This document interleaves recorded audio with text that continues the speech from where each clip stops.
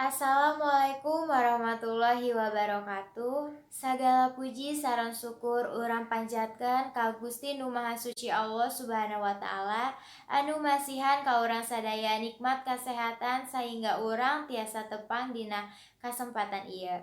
Tepangkeun wasta abdi Fiona Anggiawardani, simkuring ngageng pancen janten panumbu catur.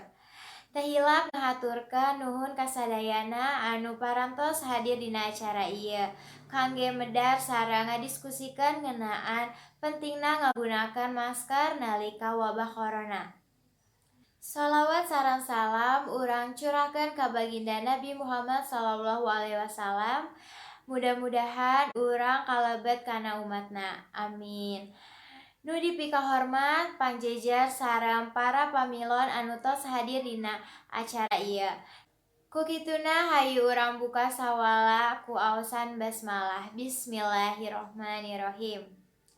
Para hadirin anu dipika hormat, simkuring nepangkeun pangjejer anu ngadugikeun kamandangna.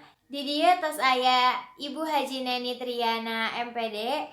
Anjeunna mangrupikeun guru biologi di SMAN hiji Majalengka. Hatur nuhun kasumpinganana Ibu Haji Neni. Para hadirin supados henteu nyangklang kana waktu, hayu urang ragepkeun kamandang anu dibawakeun anu pangjejer. Mangga ka Ibu Haji Neni Triana MPD mangga disumanggakeun.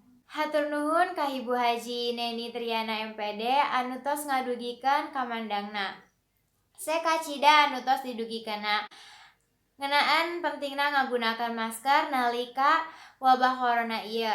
Sapados anu didugikeun ku anjeunna, virus corona gancang pisan katepaan. Upami urang henteu ngangge masker, kukituna lamun urang kaluar ti imah kedah nganggo masker pikeun nyegah panularan virus corona. Kulantaran waktos anu sakedik, mangga ka para pamilos anu bade tumaros dina ngahaturkeun panarosanana kedah ngacungkeun pangananana, teras nyebatkeun nami sareng kelas serta kudu tertib teu kenging ribut. Hatur nuhun ka Sifa Nur Arofa anu tos ngadugikeun patarosanana.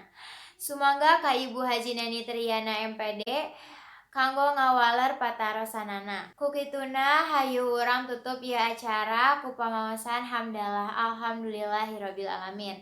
Hatur nuhun ka Ibu anu parantos ngawaler patarosan ti Sifa. Teu karaos ieu acara parantos rengse. Hatur nuhun ka para hadirin anu tos nyempatkeun waktosna anu tos hadir dina acara ieu. Mung sakitu anu dipika hatur, hapunten bilih aya kalepatan. Hatur nuhun kana parhatosan tina sadayana. Wassalamualaikum warahmatullahi wabarakatuh.